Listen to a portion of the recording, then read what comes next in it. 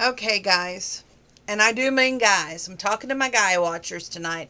This is official relationship advice number 23. 5 pages worth of questions that you asked me about your relationship for my advice. Now, y'all remember, I'm not a doctor. I've not gone to school for this. My degree is communications. And oddly enough, most of these are communication breakdown problems. But I'm going to give you some advice on how to handle it in a mature, rational way. Now, the first question here. I'm a little disappointed in this young man because he's been dating this woman for 7 months, and he says, I want to marry her, but how do I know we fit if we won't have sex before marriage? And she refuses to give in and says that's a gift she will bestow upon her husband once married. How do I tell her no sex, no marriage? Sonny boy. That's what I'm going to call you. I'm going to be straight up honest with you. Do you not respect her as a woman? Do you not respect her and as what she's been taught by the Bible, by her family, by her needs, her values? If you do not respect her and respect her boundary line, then you've already decided that there will be no marriage. So you don't have anything to worry about concerning the sex. Just saying. I think that maybe you might be better off in an easy come, easy go relationship style.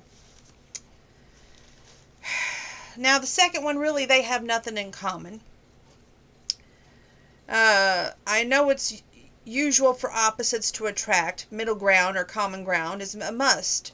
I don't want to be a couple that never sees each other, however.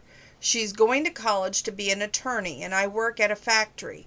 How do I make her see that I love her? I'm scared that I won't fit the image of Mr. Right to her own family or fit her long-term goals. I want a future with her, but not without her. This is a relationship that has been going on for 3 months. It's still rather new. Can we ever find common ground, or will we just part ways? A lot of questions in one question. I think it's great that you both have goals and aspirations for your own lives. You know, they say opposites attract. I believe in that. I don't believe that you have nothing in common because something has drove the two of you together. Now, whether that chemistry is chemistry of attraction, chemistry of who knows what. You know, something maybe that you did not provide in this question. You did provide that you're scared, but you do love her. The best way to convey any problem, any question or concern, is not ask a third party. Sit down and have a mature adult conversation without arguing, without raising your voice, and just talk it out rationally. That's the best way to find out if there's going to be a way for this to succeed. Okay, the third question. I have a fiance who constantly is asking me questions like, am I fat? Am I pretty? And then ask while we're on a date with her, what are you looking at? We have dated for 1 year, 4 months. We're engaged. My question is, I guess, should we look into couples therapy? Whoa, halt the train. It sounds like she's got some self-confidence issues. Maybe some problems from the past. Have you given her a reason to doubt you? Have you given her a reason to be like, oh my goodness, he's going to leave me for this other woman? Has she had a past where she's been left behind for someone who was either prettier or thought she was too fat and he left for someone skinny, or she's just too scared to be in love? I think that you two should look into couples therapy, and communication is the key to success. Number 4. I live with my girl. We shop, we eat, we do things together, like most couples do. But she is too strict on how much money we spend, and I like to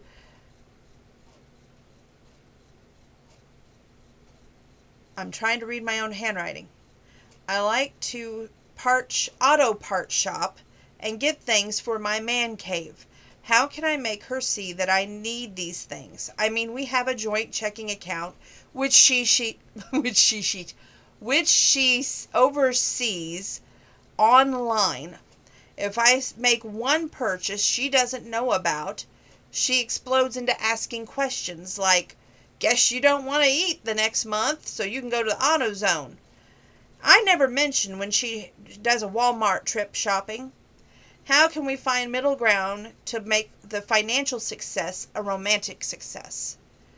It's one of those communication issues. If you have a budget into play, since you two live together, I'm going to say that you do have a budget into play. Maybe you're just not wanting to adhere to it. There's going to be problems with every relationship. Nobody is ever going to have a smooth ride. And honestly, you want stuff, she wants stuff, but there should be two columns, want and need. Now, the needs are bills that you cannot, say, you know what, we're going to put those off. Like water, lights, who need those? Those things are need. You can't put them off, you have to pay them. Car payments are a need, you have to pay them. You should allocate a little money each paycheck, anywhere from $5 to $20, to do what they call spend budget shopping. Now, that's the way I have learned through my credit card counseling that needs and wants are two totally different things. And if the needs overcome, or if one does not balance out to the other, of course you're not going to be able to make ends meet. So maybe you should look into, if it's a credit card that you're having problems with, it says that you love to man shop, go to AutoZone. Maybe you have a credit card with AutoZone. Maybe you need to, get into some credit card counseling and oversee, so you start a budget so someone makes you adhere, not only you, but your loved one, which is her, to the line, that you both toe the mark and there's not anybody else spending anything outside the budget. Lately, when a problem arises and we argue, my girlfriend of 6 months will say, "Your behavior reminds me of my ex-husband," and it's like my opinions and thought just don't matter. I don't want this getting any worse, and me being an ex is what's on the horizon. Is there a way that you think that this could be worked out? The worst thing that you can always hear, and I don't care if it's the beginning, the end, the middle, somewhere in that relationship. To me, the worst thing that they can do is say, "You remind me of my ex." Whether it's in looks or actions or thoughts. Because everybody is their own person. And to hold to somebody else's problems or standards is wrong. I think that it might be a trust issue. And that would be another couples counseling thing that I would think that would be digging deep and being able to help you both. Just on the surface, it's too deep of a problem for me to really dig into. But I would say, to give you my opinion, is always dig deeper. Don't just go on the surface of a problem. Because if you're going on a surface, you're not getting the whole problem out into the open. To really dig deep, which you have to find out what about her ex makes her reminded of you. Is it maybe you're spending in your budget? Is it the way you look, the way you comb your hair color? Some things can't be helped. There's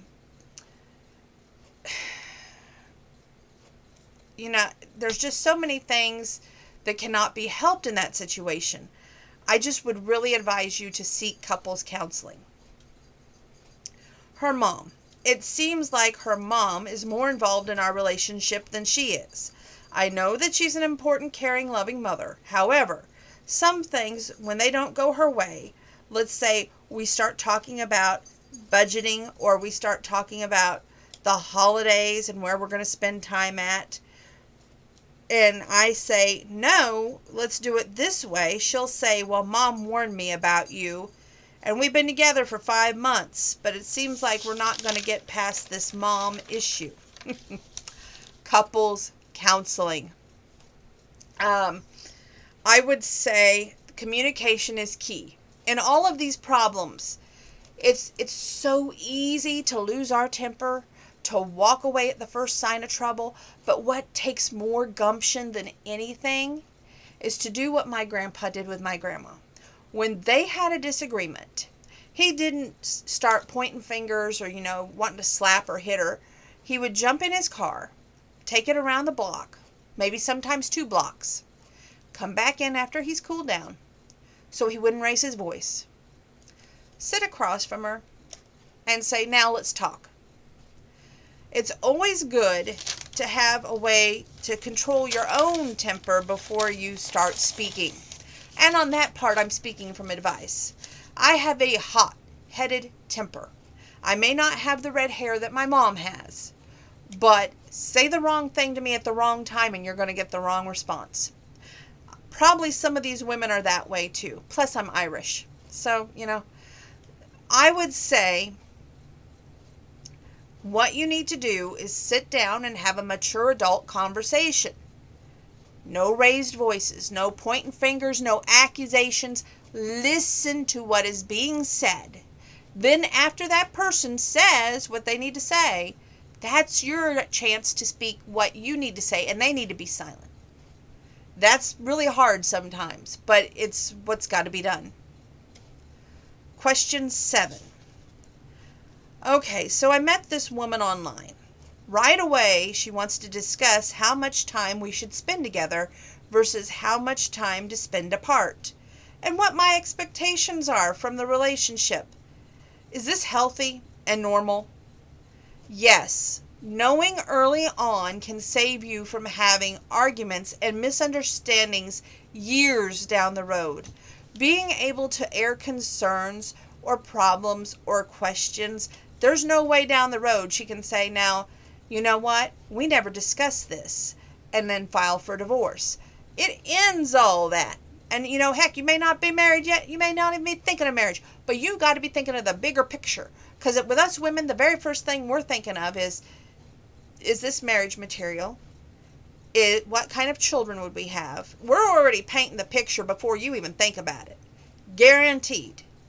We're thinking about marriage, honeymoon, kids, house comes later. But it's in the picture while we're talking to you so we can form a clear, concise opinion. Because we're always thinking ahead. Some of you men go from one topic and then you're like, done. A to B, there's nothing else there, Let me tell you, us women, especially, I don't know how many blondes will say this, but this blonde will go from A to Z and you will have to go, whoa, we need to slow the train down here. We need to go way back to B because we passed that a long time ago. So sometimes it just takes a little bit of deep breath, let it out, calm, and rationally talk things out. It's very hard to do that, but let me tell you, it's worth it. Number 8. So like lately, she'll talk while I'm busy doing a video game and wants me to repeat what she just said, like it's some sort of test, a quiz. I told her that she needs to respect me if she loves me, and she got all mad and huffy, marched right out of our home to her parents' house. Now it's been 2 weeks, she won't talk to me. I have no idea what to say. I'm right, I know I'm right. How do I make her see that she did not respect me? Well, let me just tell you, you're not right. You need to realize that your priority is not a top score on a video game. It's being open and honest communication. Something you will have to always work on in your relationship. You need to apologize, and I suggest couples therapy. Number 9. So this girl, I take her out to Buffalo Wild Wings, and well, she wants a selfie with me. Then her eyes dart around the room to see if, quote, she knows anyone, end quote. I asked why. She said, oh, no reason. I said, you are single, right? She says, oh, yeah, but I'm with you, and that means I'm taken, which is kind of sweet. However, I noticed her eyes on a table away, and she said it was her ex-boyfriend. I think she wanted to make him jealous. I haven't called or texted her in 2 days, but boy, she has texted me. She even left me a voicemail that she's demanding a second date. I like her, but not to her actions or her reason to try and date me again. You know, she doesn't sound like a trustworthy person to me. One trait that can lead to a load of problems in the future is she did disrespect you and your own presence, if you will. And she was dishonest, and you have to be just very, you know what? The next time she tries to call or text you, I prefer that you don't text her back because it's so easy to make it just impersonable by a text. Do it on the phone. Let her hear this in your voice. I want you to be like, you disrespected my presence. You were dishonest. You really didn't want to date with me. You just wanted to make your ex-boyfriend jealous. And saying, I'm being honest with you so that the next guy won't feel quite as used as I feel like now. End conversation, hang up. Okay? So that's all you've got to do. And I dislike men who hide behind the computer screen, who hide behind a text message, and think, oh, conversation done and over. That's not when it happens. If you have a relationship going at all, be a gentleman, be a man, cowboy up. Do it face to face if all possible, but in this particular situation, she disrespected you, and you're not doing her a disservice by texting her. No. You're doing her an honor by letting her hear your voice for one last time to make sure that the nail is in the coffin, as they speak, to get it over with. Number 10. While on a second date with this girl who had so much promise of being Mrs. Right, we're out to eat at Little Mexico, and she has a way of wanting to look at her phone. I finally ask her what's going on. Oh, just checking on my brother. He's getting divorced, and she then puts the phone down to go use the restroom. Now, I know that it was an invasion of privacy. However, I picked her phone up, and I checked it. Turns out she's texting her ex-boyfriend, flirting with him, and I then realized it was time to quickly end the date by paying for both meals. So after I do this, and she's asking me what's wrong, I said a family emergency. I haven't heard from her over a week. I wonder now if my actions were the right thing. Well, I respect you for paying for her meal, even though she disrespected you, and she clearly was not interested in you. This is another case of she was probably trying to make an ex jealous. And I believe that cheating in any relationship, they're only cheating themselves out of a great person. So I applaud you for paying for the meal. You did the right thing. And if this girl tries to contact you, just say that you're unavailable, busy, or in another relationship. Number 11. Oh boy, this one is going to be a good one. Okay, I'm marrying the sexiest, smartest woman ever. One flaw, her finances. Her past has taken a toll on her. She loves to get everyone something for every holiday. We want to get married and have a medium-style house, yet we can't afford to get it because of the mortgage and her credit level. I love her, but how do we overcome this to live our dream? She didn't tell me about her finances until after we were engaged. She's been bankrupt twice. I do love her, but how can we get the house that we want to live in and overcome any more unforeseen financial problems? This is one of those catch-22s in a lot of ways. I feel like she was not honest with you because she did not tell you about the bankruptcy. And yes, you love her. You think the world of her. You want to marry this woman. That's wonderful. My question to you, what if she didn't tell you about the bankruptcy, what else is she hiding? Now, I hate to be the bearer of bad news, but it looks like to me this might be a situation where you should run the other way. Not walk, not jog, run. Break your ties before you do get married because you can't afford to be with this woman. What if she bankrupts you? You don't want that. So there's emotional and then there is physical abuse of finances. And I would hate to see you go bankrupt because of her mistakes. So I would say move on from that relationship. Number 12. So I broke up with my woman, but gave her a second chance. Why did we break up after 3.5 months of dating? Well, she was lying about money spending. It was on lotto tickets, not on bills. Now we got back together. She's doing better with her mini gambling, but now she's flirting with my best friend. I'm worried she will cheat. You know, where there is smoke, there is fire. Should I ask her or should I trust her? You love her, right? And you took her back for a reason. Obviously, you believe that there's still more of a relationship there. It is a trust issue.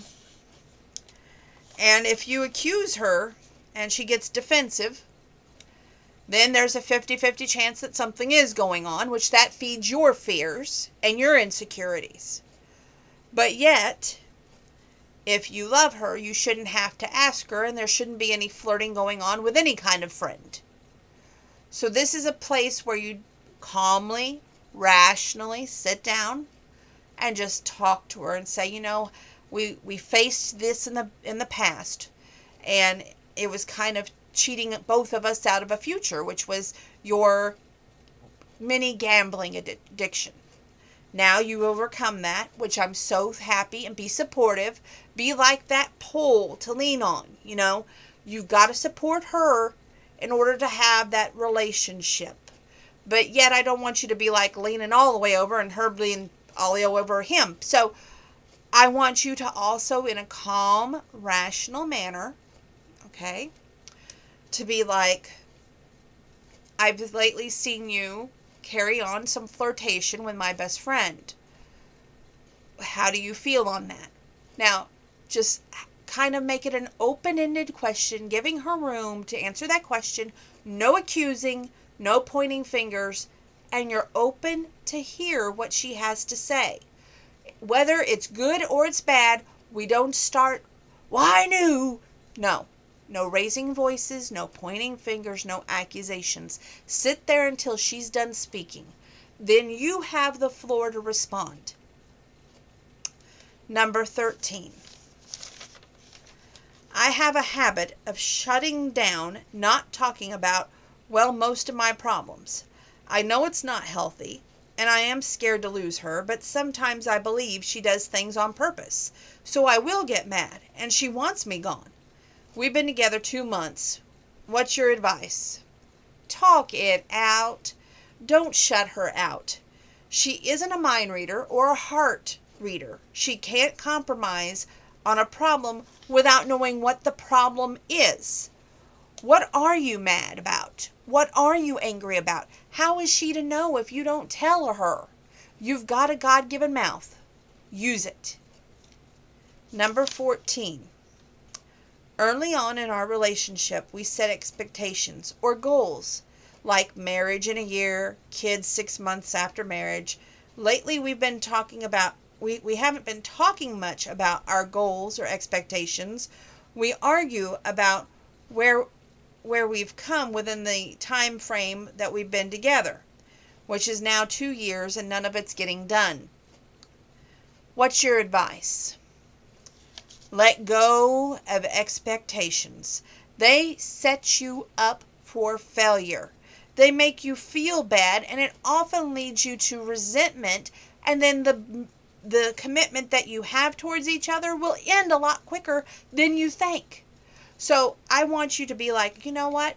That was us going into the relationship, but I'm so grateful I still have this relationship with you. And if we don't get married today and we get married 6 months from now, I'm okay with it. If kids are not here today and they're here 6 months from now, I'm okay with it. Whatever it is, be okay with it. If she's not cheating, lying, or stealing from you, she is a damn good woman.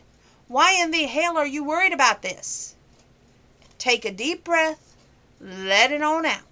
You got this. What are you worried about? Number 15. No, is that right? Yeah, I guess so.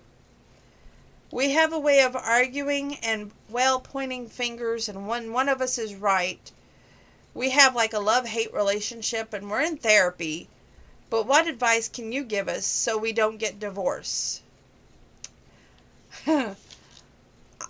Something that,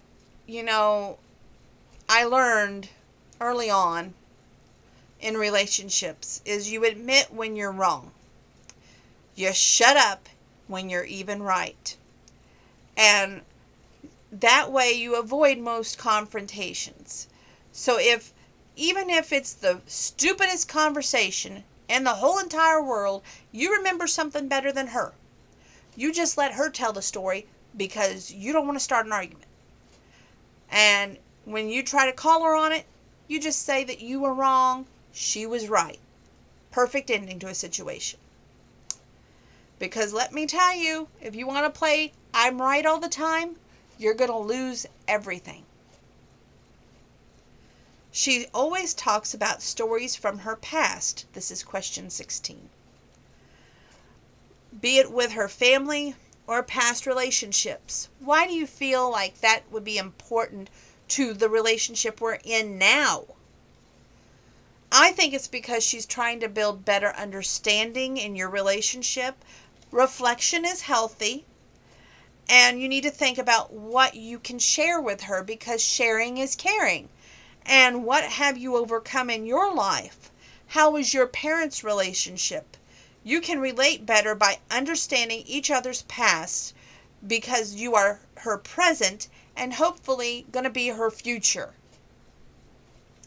Number 17. Lately, all we do is work and sleep. There's no time for any fun in our relationship. It seems like we're concerned about how to pay the bills and less about how do we make each other happy or how do we spend time together. Advice. I want you to create a stress-reducing list. That means go have fun. That's right. You're making a list to go have fun. You're going to go places, see things together, build memories for years to come. Take a hike together. Go to the park together. To have a picnic together. See a movie. Read poetry. Dance. Do anything together as a couple so you will have time to enjoy each other. The thing about relationships, it takes time to build them. And it takes a lot of understanding to know where both of you are on the page at. You don't want her to be at the start of the page and you at the end of the page. You want to be on the same page. So in order to be on the same page, how do we do that? We talk, we communicate, we listen and understand, and that's the only way these relationships work. The last 3 questions. This has just been so much fun. Thank you, guys. I have enjoyed taking these questions for you. I hope that I have given you some inspiration and understanding tonight about what a woman thinks, what a woman feels, and most importantly, how you can make your relationship work. Number 18. Halloween is coming up. This is our first year together. We're celebrating by taking her niece and nephew out. I can't wait. I even want to get them glow-in-the-dark sticks instead of flashlights. Is that a good idea? Let me tell you of a great idea. I agree. No flashlights. how, unless you and your girlfriend are carrying the flashlight to light the way for the kids, because after all, you're not the ones getting candy.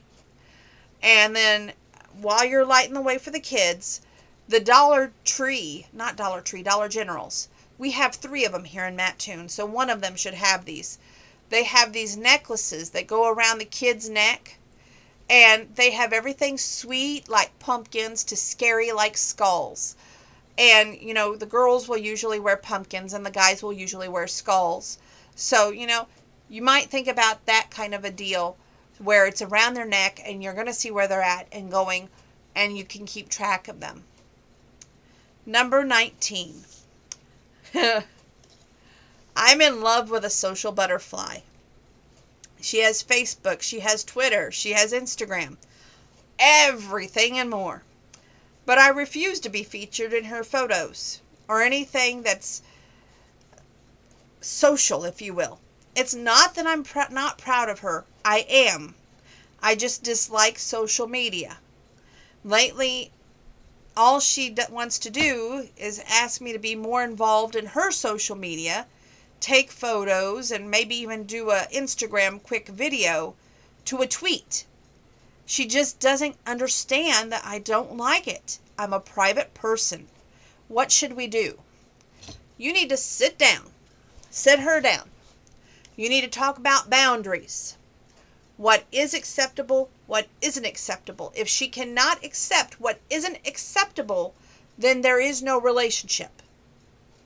I know it's harsh, but you have to face facts. She's got to be able to respect and understand where you're coming from. If she cannot do that, there is no relationship. Okay, number 20. My girl loves to watch the same movie over and over again. Then she will be asking me questions to see what I learned from it. Usually I'll respond that the woman was stuck in her ways and that men need to learn how to bend to the woman's prerogative. My question is, how do I get her to watch something else? Anything else? Help. Well, I've got to say this. I'm an addict to Hallmark's Unleashing Mr. Darcy and Marrying Mr. Darcy, and I'm after the Hallmark Channel to make a 3rd Mr. Darcy movie. But I would tell you this. You know what kind of movie she likes, whether it's action, whether it's romance, whether it's comedy, romance, western, whatever. Get her a movie that you already like that has a little bit of what she likes, and then I bet she'll watch it with you. And sometimes you just have to indulge us women in watching the movie over and again. I can tell you why the Darcy series to me is so special. It's not only the story, and I feel like that I am every bit of Elizabeth Bennet, but for me, or Elizabeth Scott, sorry, in the Hallmark movies, I think that it has everything to do with Ryan Pavey, and I just love the way he plays Mr. Darcy. So it could be about the character that they're watching on the movie, that they're just drawn in because of that movie. If you know that's her favorite actor, go out and find another movie, but he does, hopefully, and you can sit and watch it together. It's all about communication, understanding, listening, understanding. But most importantly, if you need help, go to a couples therapist. That's the best thing I can recommend for you all. But I would say communication is key. And I hope that's what you all take away from tonight's relationship advice number 60. Are we on 63? I just said that, didn't I? I'll have to double check myself when I post it. That's how blonde I am. I'll see you in a few minutes with a song.